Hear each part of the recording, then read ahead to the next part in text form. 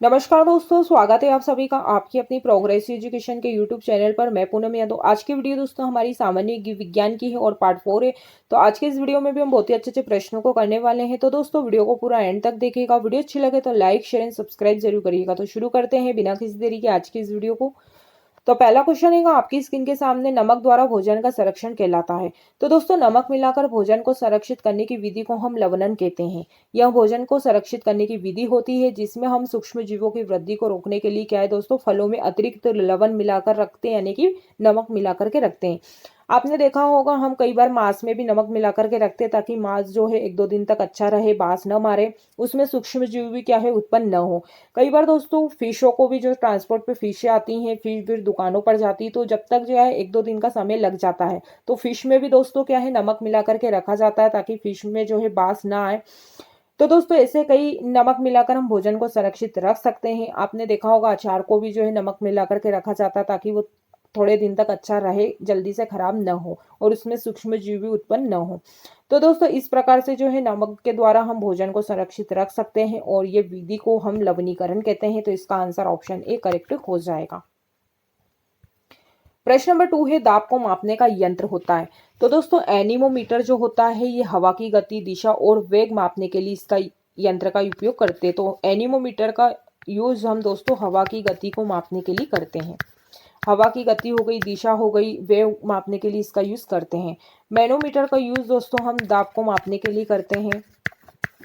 Galvanometer का use हम दोस्तों विद्युत धारा को मापने के लिए करते हैं। तो विद्युत धारा दोस्तों हम जो है गैल्वोमीटर से नापते हैं। हाइड्रोमीटर का यूज है दोस्तों किसी तरल पदार्थ के सापेक्ष घनत्व को मापने के लिए करते हैं। तो इसका यूज हम क्या है दोस्तों, किसी तरल पदार्थ के सापेक्ष घनत्व को मापने के लिए करते हैं। तो घनत्व मापने के लिए क्या है, हम हाइड्रोमीटर का यूज करते हैं। तो दोस्तों हमसे पूछा है कि दाब को मापने का यंत्र, तो इसका आंसर ऑप्शन बी हो जाएगा, मैनोमीटर। चलते हैं अगले प्रश्नों की ओर। प्रश्न नंबर 3 है, ध्वनि का पानी में वेग होता है। तो दोस्तों जो ध्वनि का जो पानी में वेग होता है वो अलग अलग होता है। इसका जो वेग होता है दाब, ताप और लवणता पर क्या है निर्भर करता है। यदि हम नमक के पानी की बात करें तो ध्वनि में नमक के पानी का जो वेग होगा लगभग दोस्तों 1500 मीटर होगा। तो इसका जो लगभग 1500 मीटर सेकंड होगा। ये किस में होगा दोस्तों, ये नमक के जल में होगा। यदि हम शुद्ध जल में बात करें कि शुद्ध जल में ध्वनि का वेग कितना होगा, तो ये होगा दोस्तों 1435 मीटर सेकंड। तो दोस्तों जो इसका जल जो ध्वनि का वेग होता है ये दाब, ताप और लवणता पर निर्भर करता है। तो ये अलग अलग हो सकता है। तो हमसे अभी पूछा है कि ध्वनि का पानी में वेग होगा, तो इसका ऑप्शन जो है 1500 मीटर सेकंड हो जाएगा। तो ऑप्शन बी हमारा आंसर करेक्ट हो जाएगा। प्रश्न नंबर 4 है, निम्न में से कौन सा अंग पीतरस उत्पन्न करता है। तो दोस्तों पीतरस जो है हमारा लीवर करता है, यानी कि यकृत करता है, और ये हमारा जो शरीर का सबसे इंपॉर्टेंट अंग होता है। तो इसका ऑप्शन ए करेक्ट हो जाएगा। ये दोस्तों हमारे शरीर की जो है सबसे बड़ी ग्रंथि होती है लीवर। तो सबसे बड़ी ग्रंथि जो है हमारी यकृत होती है। यदि दोस्तों हम इसके वजन की बात करें तो इसका वजन जो होता है 1.6 किलोग्राम का होता है। इसका यदि हम पीएच मान की बात करें तो इसका जो पीएच मान होता है दोस्तों 7.8 से 8.3 होता है, यानी कि ये दोस्तों क्षारीय प्रकृति का होता है। पीतरस दोस्तों जो संग्रहण होता है, पीतरस का जो संग्रहण होता है वो पित्ताशय में होता है। तो ये क्या है, पीतरस का संग्रहण पित्ताशय में होता है। और दोस्तों इसमें क्या क्या होता है कि इसमें दो वर्णक पाए जाते हैं। पीतरस में जो है दो वर्णक पाए जाते हैं जिनका नाम होता है दोस्तों जिनका नाम है बिलीरुबिन और बिलीवर्डिन। और क्या होता है, बिलीवर्डिन। यदि दोस्तों हमारे रक्त में बिलीरुबिन की मात्रा बढ़ जाती है तो पीलिया हो जाता है। और क्या क्या काम फंक्शन करता है हमारा लीवर, तो दोस्तों अमोनिया को यूरिया में बदलने का कार्य भी क्या है, हमारा लीवर करता है। लीवर में दोस्तों सर्वाधिक पुनरुद्ध भवन पाया जाता है। पुनरुद्ध भवन यानी कि रीजनरेशन पाया जाता है। यदि हमारा लीवर किसी कारण से खराब हो जाता है और यदि आधा काट दिया जाता है तो वो वापिस से क्या है, रीजनरेशन हो जाता है। तो इसमें दोस्तों एक ये पाया जाता है, हमारे यकृत में जो है विटामिन ए और विटामिन डी का संग्रहण होता है। तो दोस्तों इतने सारे जो है हमारे लीवर के फंक्शन होते हैं, इसका वजन कितना होता है ये आपके सामने लिखा हुआ, क्योंकि कई बार क्वेश्चन में जो है एग्जाम में पूछा जाता है कि लीवर का वजन कितना होता है। यदि इसके पीएच मान की बात करें तो 7.8 से 8.3 होता है। इसकी प्रकृति जो होती है दोस्तों क्षारीय होती है। पीतरस का संग्रहण दोस्तों पित्ताशय करता है और इसमें दो वर्णक पाए जाते हैं जिसका नाम है बिलीरुबिन और बिलीबडिन। यदि हमारे रक्त में बिलीरुबिन की मात्रा बढ़ जाती है तो पीलिया रोग को दर्शाती है। अमोनिया को यूरिया में बदलने का कार्य भी क्या है दोस्तों, हमारा यकृत करता है। चलते हैं अगले प्रश्नों की ओर। प्रश्न नंबर 5 पे छिपकली, मेंढक, मुर्गी सभी हैं। तो दोस्तों ये छिपकली, मेंढक और मुर्गी जो है ओविपेरस है, यानी कि अंड प्रजक है। ये जितने भी हैं ये सारे ही क्या है, अंडे देते हैं। तो ऑप्शन ए हमारा आंसर करेक्ट हो जाएगा। प्रश्न नंबर 6 है, निम्न में से कौन सा ऊष्मा का अच्छा सुचालक होता है। तो दोस्तों पारे की जो उष्मित चालकता होती है वो उच्च होती है। तो इसका आंसर जो है ऑप्शन सी करेक्ट हो जाएगा। यही कारण है दोस्तों इसका उपयोग हम तापमान मापने के लिए शास्त्रीय थर्मामीटरों में भी इसका उपयोग किया जाता है। और पारा जो होता है उष्मा का अच्छा संवाहक होता है। तो ये क्या होता है, पारा जो होता है उष्मा का अच्छा क्या होता है, संवाहक होता है। तो ये क्या होता है दोस्तों, पारा जो होता है उष्मा का अच्छा संवाहक होता है। तो ये आपको याद रखना है। चलते हैं अगले प्रश्नों की ओर। प्रश्न नंबर 7 है, सीवर पाइप बने होते हैं। तो सीवर पाइप जो होते हैं दोस्तों कास्ट आयरन के बने होते हैं। तो ऑप्शन ए हमारा आंसर करेक्ट हो जाएगा। प्रश्न नंबर 8 है, एक सतह को दूसरी सतह पर फिसलने पर गति का विरोध करने वाला बल है। तो दोस्तों एक सतह को दूसरी सतह पर फिसलने का जो विरोध करता है वो घर्षण होता है। तो ऑप्शन सी हमारा आंसर करेक्ट हो जाएगा। प्रश्न नंबर 9 है, नागफनी में कांटे किसका रूपांतरित प्रकार है। तो नागफनी में कांटे जो होते हैं वो पत्तियों का रूपांतरित प्रकार है। तो ऑप्शन बी हमारा आंसर करेक्ट हो जाएगा। प्रश्न नंबर 10 है, नर में शुक्राणु उत्पन्न होते हैं। तो नर में दोस्तों जो शुक्राणु होते हैं वृषण में होते हैं। तो ऑप्शन सी हमारा आंसर करेक्ट हो जाएगा। प्रश्न नंबर 11 है, मानव का सेम आकृति का उत्सर्जी अंग है। तो ये होता है दोस्तों किडनी यानी कि वक्र। तो ऑप्शन डी हमारा आंसर करेक्ट हो जाएगा। दोस्तों मनुष्य में जो है एक जोड़ी वक्र उदरी गुहा में कशेरु की दंड के दोनों ओर पाए जाते हैं। प्रत्येक किडनी जो है सेम के बीच के आकार की होती है और इसका रंग जो होता है लाल भूरे रंग का होता है। तो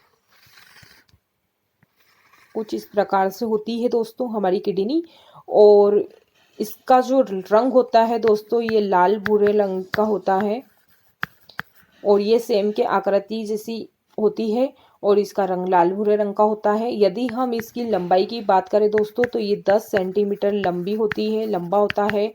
इसकी यदि हम चौड़ाई की बात करें तो ये 6 सेंटीमीटर चौड़ा होता है। और यदि हम इसके मोटाई की बात करें दोस्तों तो ये 4 सेंटीमीटर मोटा होता है। इसकी यदि दोस्तों हम वजन की बात करें तो इसका वजन जो होता है 150 ग्राम होता है। और इसमें जो है प्रत्येक किडनी में 1.25 मिलियन नेफ्रॉन पाए जाते हैं। तो इसमें हमारे नेफ्रॉन कितने होते हैं दोस्तों, तो नेफ्रॉनों की जो संख्या होती है 1.25 मिलियन नेफ्रॉन होते हैं। इतने हमारे क्या है किडनी में नेफ्रॉन पाए जाते हैं, जिनका कार्य होता है रक्त को छानकर मूत्र का निर्माण करना होता है। तो जितने भी फैक्ट्स है दोस्तों ये आपको सारे ही अच्छे से याद रखना है। तो इसका आंसर हमारा ऑप्शन डी करेक्ट हो जाएगा। चलते हैं अगले प्रश्नों की ओर। प्रश्न नंबर 12 है, मानव में मेरु तंत्रिका की संख्या होती है। तो मानव में मेरु तंत्रिका की जो संख्या होती है दोस्तों वो 31 जोड़ी होती है। तो ऑप्शन बी हमारा आंसर करेक्ट हो जाएगा। प्रश्न नंबर 13 है, निम्न में से कौन सा जगत बैक्टीरिया का प्रतिनिधित्व करता है। तो दोस्तों बैक्टीरिया का जो प्रतिनिधित्व करता है वो है दोस्तों मोनेरा। मोनेरा में जितने भी बैक्टीरिया होते हैं वो सारे ही आ जाते हैं। तो ऑप्शन बी हमारा आंसर करेक्ट हो जाएगा। प्रश्न नंबर 14 है, इंसान की आंख के लेंस की फोकस दूरी सामान्य आंख के साथ कितनी होती है। तो ये होती है दोस्तों 2.5 सेंटीमीटर। तो ऑप्शन ए हमारा आंसर करेक्ट हो जाएगा। प्रश्न नंबर 15 है, पादप कोशिका में कोशिका भित्ति बनी होती है। तो पादप कोशिका में जो कोशिका भित्ति होती है वो दोस्तों सेल्यूलोज की बनी होती है। तो ऑप्शन डी हमारा आंसर हो जाएगा।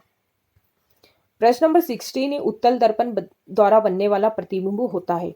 तो दोस्तों image format by convex mirror is, तो वर्टिकल होता है दोस्तों, आभासी होता है। तो ऑप्शन ए हमारा आंसर करेक्ट हो जाएगा। प्रश्न नंबर 17 है, वायुमंडल में प्रकाश में के विसरण का कारण क्या है? तो दोस्तों diffusion of light in the atmosphere. तो दोस्तों इसका जो है धूल के कण यानी कि डस्ट पार्टिकल होते हैं। तो दोस्तों सूर्य का जब प्रकाश वायुमंडल से होकर गुजरता है तो उसके मार्ग में आने वाली कई गैसें के अणुएं तथा धूल के कण होते हैं जो क्या है प्रकाश के क्या है प्रकाश को प्रकीर्णन के द्वारा फैला देते हैं, जिससे क्या है प्रकाश का विसरण हो जाता है। तो धूल के कण के कारण क्या है प्रकाश का विसरण हो जाता है। तो ऑप्शन बी हमारा आंसर करेक्ट हो जाएगा। प्रश्न नंबर 18 है, रुधिर वर्णों की खोज किसने की थी? तो दोस्तों रुधिर वर्ण यानी कि ब्लड ग्रुप की खोज किसने की थी? तो हु डिस्कवर्ड ब्लड ग्रुप? तो दोस्तों इसका जो है कार्ल लैंड स्टीनर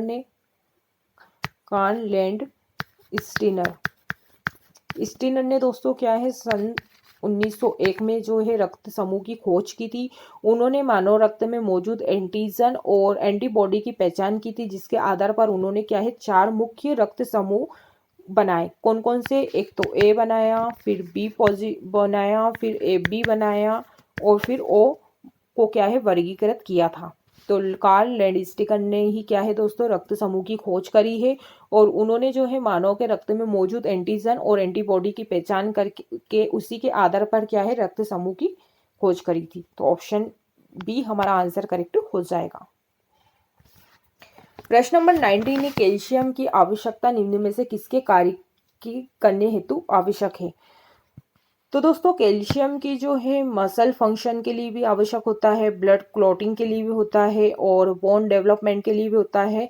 तो इसका जो आंसर होगा ऑल ऑफ द अबव हो जाएगा यानी कि उपरोक्त सभी हो जाएगा, क्योंकि दोस्तों कैल्शियम की आवश्यकता हमें सभी काम करने के लिए आवश्यक होती है। तो इसका आंसर ऑप्शन डी करेक्ट हो जाएगा। मांसपेशियों के कार्य करने के लिए भी हमें कैल्शियम की जरूरत होती है, खून जमने के लिए भी होती है, हड्डियों के विकास के लिए भी हमें कैल्शियम की आवश्यकता होती है। प्रश्न नंबर 20 है, निम्नलिखित में से कौन सा स्वपोषी है यानी कि ऑटोट्रॉफी है? तो दोस्तों स्वपोषी क्या होते हैं? जो अपना भोजन स्वयं बनाते हैं वो स्वपोषी कहलाते हैं। तो इसमें जो हमारा आंसर हो जाएगा एल्गी यानी कि शैवाल जो होते हैं क्या होते हैं? स्वपोषी होते हैं। तो ऑप्शन बी हमारा आंसर करेक्ट हो जाएगा। तो दोस्तों आज के लिए बस इतना ही। मैं उम्मीद करती हूँ कि जितने भी आज हमने इस वीडियो के माध्यम से 20 प्रश्नों को करे हैं आप लोगों को अच्छे समझ में आ गए होंगे। यदि दोस्तों आप लोगों को वीडियो अच्छी लगी है तो लाइक करिएगा, शेयर करिएगा और कमेंट बॉक्स में कमेंट्स करके ज़रूर बताइएगा कि आपको वीडियो कैसी लगी।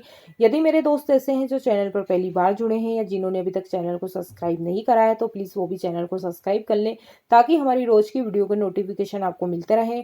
तो दोस्तों आज के लिए बस इतना ही। मिलते हैं अगली वीडियो में, तब तक के लिए जय हिंद, जय भारत।